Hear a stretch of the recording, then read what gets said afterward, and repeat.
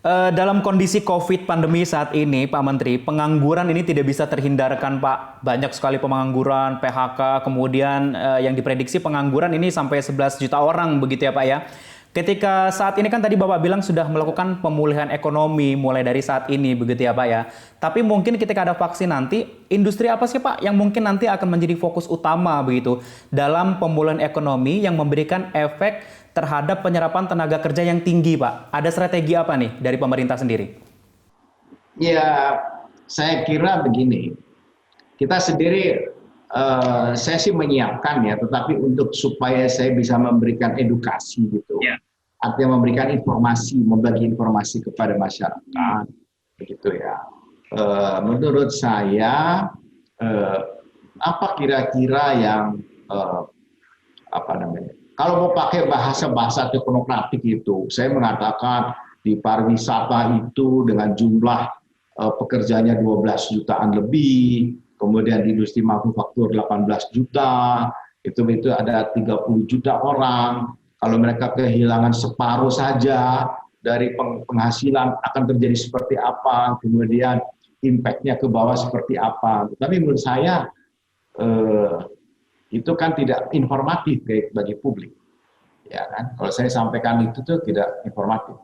Ya, saya lebih informatif dengan cerita saya tadi itu, ya kan? Orang kalau kena dampaknya ke bawah itu seperti ini, angka penggandanya dia itu seperti ini, sehingga mengakibatkan pertumbuhan turun. Nah, pertumbuhan turun.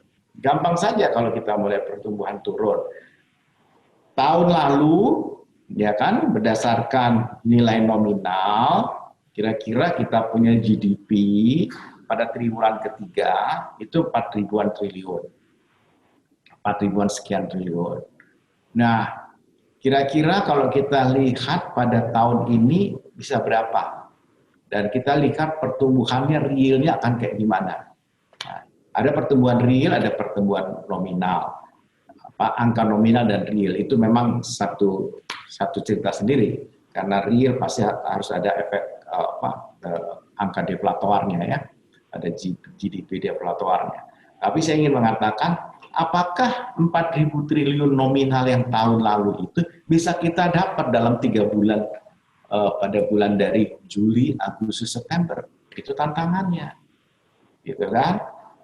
Kalau dia nggak bisa, berapa? Nah, berapa itu terhadap angka dasar tahun 2010 kira-kira sama dengan berapa? 2.000 triliun, 4.000 triliun, dari situ kita bisa hitung berapa pertumbuhan kita sebenarnya, negatif atau tidak.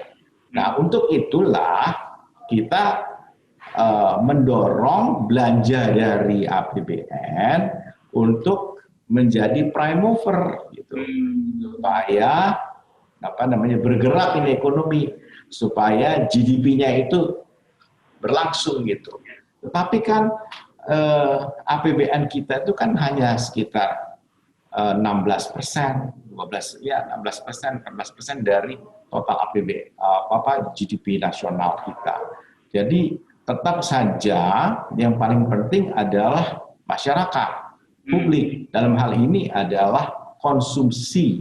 Nah, konsumsi dari masyarakat itulah yang menjadi kunci, dan apalagi dalam 10 tahun terakhir ini konsumsi itu mendominasi kita punya GDP ya, dari sisi pengeluaran. Jadi kira-kira sekitar 56-57% dari GDP.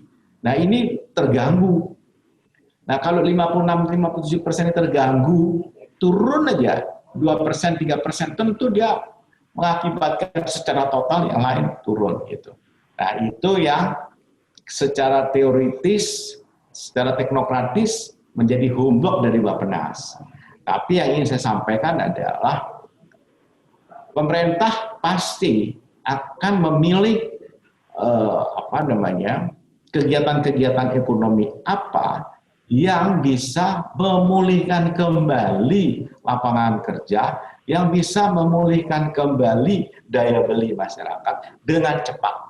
Dengan cepat, ya. Return-nya itu lebih cepat gitu. Jadi kalau jauh-jauh mungkin kita tidak akan pilih dulu lah. Ya.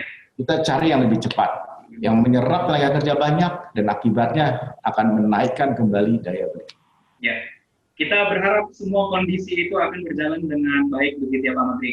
Pak Menteri, Ya. menghadapi resesi bagaimana nih Pak? Apa yang harus kita persiapkan Pak? Ada pesan-pesan tidak nih untuk masyarakat Indonesia, apa yang harus kita siapkan begitu?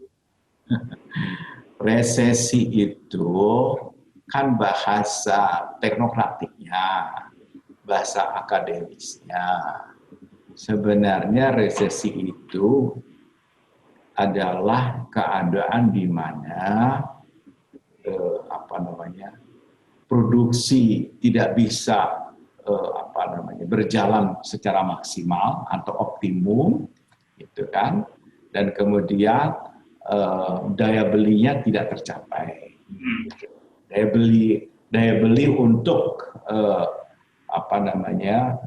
pengeluaran konsumsi tadi itu tidak mendorong GDP-nya.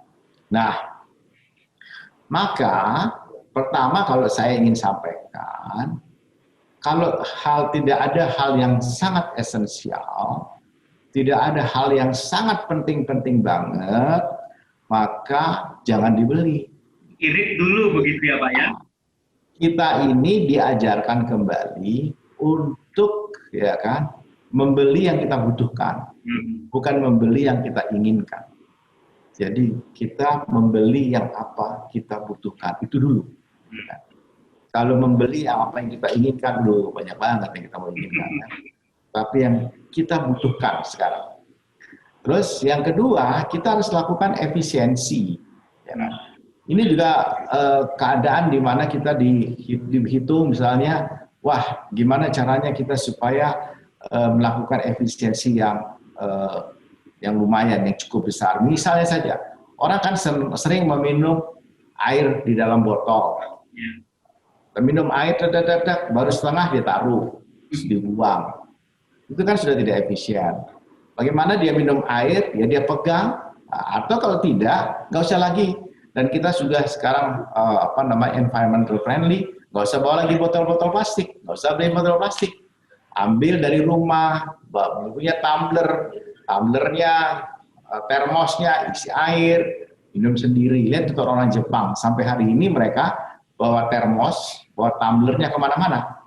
Mulai dari bukan keadaan sekarang, sebelum keadaan sekarang sampai hari ini itu yang mereka lakukan, kan luar biasa. Jadi dengan tumbler itu mereka bisa kemudian membawa air sendiri, membawa kopi sendiri, itu sudah penghematan. Kan harga kopi beli di luar sama kopi di rumah lebih murah jauh di rumah itu. Nah, jadi itu. Yang kedua adalah jaga kesehatan dengan benar. Dengan kesehatan itu sekarang is a luxury goods. Jadi sesuatu yang mewah hari ini adalah kesehatan. Jadi kalau Anda sakit hari ini, semua Anda tidak bisa lakukan. Nah, karena itu saya meminta kepada semua untuk menegakkan disiplin kesehatan. Bagaimana caranya? Kalau sama dengan yang tadi, kalau tidak ada yang perlu banget, tidak esensial, jangan keluar. Kalau sekarang bukan keluar dari kantong, tapi keluar dari rumah. Jadi keluar ini sama dua-duanya. Satu keluar dari kantong, sekarang keluar dari rumah. Kalau tidak penting-penting sekali, ya di rumah gitu. Kalau masih bisa ditelepon, ditelepon. Kalau lawannya kurang srek, ya pakai video call gitu. Kalau enggak, ya